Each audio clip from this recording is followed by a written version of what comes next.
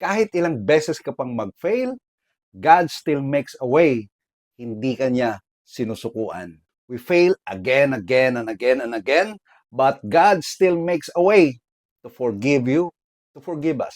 Sa amin pong devotion kanina sa Magkape, nasa Book of Numbers chapter 21 na po kami. At nag-concentrate po kami sa verses 4 to 9. At sa verses 4 to 9 na yon, ay nakita namin na nagreklamo na naman yung mga Israelites. Kahapon, yung devotion natin kahapon sa chapter 20 ng Numbers, ang reklamo ng mga Israelites ay kawalan ng water. Dito naman sa chapter 21 verses 4 to 9 ay sa paikot-ikot na daan. Nagreklamo sila ulit. Alam niyo po ang ginawa ng Panginoon? Nagbigay siya ng judgment sa kanila. Nagbigay siya ng serpent. At natakot yung mga Israelites. Kakagatin sila ng ahas. At ang effect, humingi ng tawad yung mga Israelites. At hindi lang tawad yung hiningi nila na alisin ng Panginoon yung mga snakes. Pero alam niyo po, ang sagot ng Panginoon, inutusan niya si Moises na maglagay ng serpent at itaas niya ito. At kung sino man ang nakagat ng Israelites, ay titingin lang dito sa serpent na ito, siya ay gagaling or hindi mamamatay. Anong nakita niyo sa ginawa ng Panginoon? Hindi niya tinanggal yung problema, yung snake, bagkos ang ginawa ng Panginoon, nagbigay siya ng solusyon doon sa problema para matuto itong mga Israelites. Sometimes sa buhay natin, ganun din.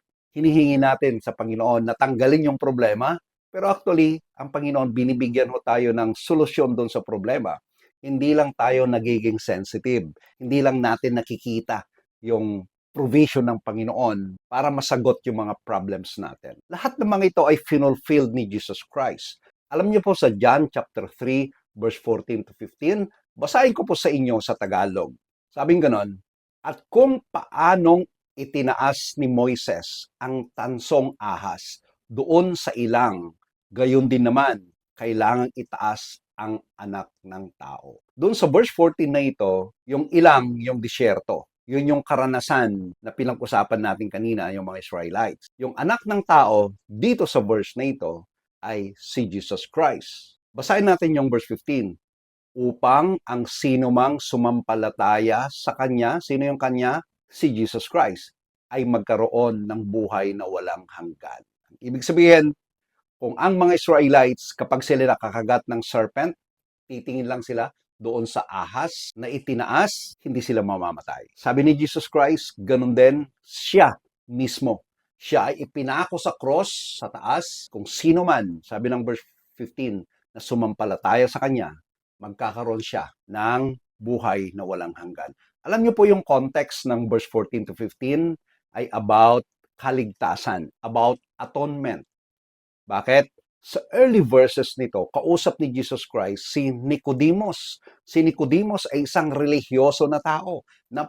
Napakagaling ito sa law. Napakagaling ito sa Bible. Actually, siya ay nagtuturo ng Bible. Pero hindi niya alam na ang kaligtasan ay pananampalataya. Ang akala niya kasi ay relihiyon, magpapakabait. Yun yung alam niya ng way of kaligtasan.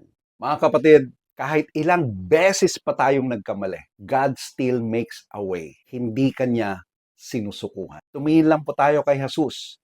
Manampalataya na tayo sa Kanya. Bibigyan ho tayo ng solusyon sa mga problema natin. Baka meron kang kaibigan na hindi niya alam paano pumunta sa langit. Meron po akong link diyan sa description. I-copy mo lang yon at isend sa kanya. Meron pong mag-share sa kanya paano pumunta ng heaven. Again, ako si Pastor Wes, na laging nagsasabing, be an inspiration at solution po. Ingat po kayo. God bless everyone. Bye.